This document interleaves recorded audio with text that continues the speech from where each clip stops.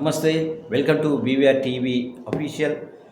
నేను మీ బీవీఆర్ రావుని. మిత్రులారా, నేటి తరం వంటగదులు ఫ్యాషన్ రంగును పులుముకున్నాయి. ప్రతి కిచెన్లోనూ ప్లాస్టిక్ పాత్రలు, నాన్ స్టిక్ ఉత్పత్తులే సందడి చేస్తున్నాయి. లేనిపోని ఆరోగ్య సమస్యలను కూడా తెచ్చిపెడుతున్నాయి. దీనికి పరిష్కారంగా కొందరు ఇనుము, ఇత్తడి, స్టీల్ పాత్రలను కొనుగోలు చేస్తున్నారు. అన్ని రకాల ఆహార పదార్థాలను వాటిలోనే వండి వారుస్తున్నారు. అయితే ఇలా చేయడం కూడా ముప్పేనని ఆరోగ్య నిపుణులు హెచ్చరిస్తున్నారు. కొన్ని రకాల పాత్రల్లో కొన్ని ఆహార పదార్థాలను వండడం ఏమాత్రం మంచిది కాదు అని చెప్తున్నారు. ఇంకా ఇత్తడి పాత్రలు, సాంప్రదాయ వంటలు వండేందుకు ఇత్తడి పాత్రలు మంచి ఎంపిక. అయితే కొందరు నాన్ వెజ్ వంటకాలకు వీటిని ఉపయోగిస్తూ ఉంటారు.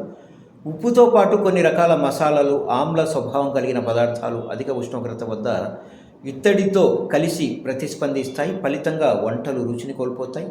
పెరుగు, నిమ్మకాయ, టమోటా, వెనిగర్ వేసి చేసే వంటకాలను ఇత్తడి పాత్రలో వండకపోవడం చాలా మంచిది అని చెప్తున్నారు. అలాగే ఐరన్ పాత్రలు, ఆమ్ల స్వభావం ఉండే ఆహార పదార్థాలను ఇనుప కడాయిల్లో ఎట్టి పరిస్థితుల్లోనూ వండకూడదు.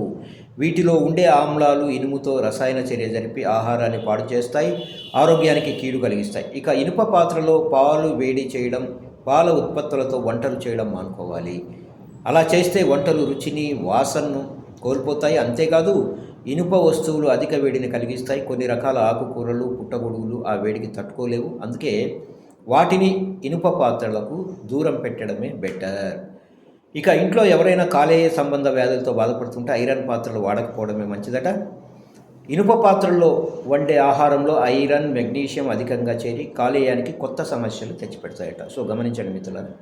అలాగే స్టీల్ పాత్రలు, చాలామంది వంటకు స్టీల్ సామాగ్రిని వాడుతూ ఉంటారు. వీటిలో అన్ని రకాల ఆహార పదార్థాలను వండుకోవచ్చు. ఇవి ఆహారానికి ఏమాత్రం హాని చెయ్యవు.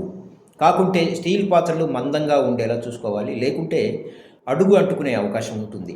సో అది గమనించండి. ఎక్కువ ఇప్పుడు ప్లాస్టిక్, నాన్ స్టిక్ రకరకాలుగా వాడుతున్నారు మిత్రులారా.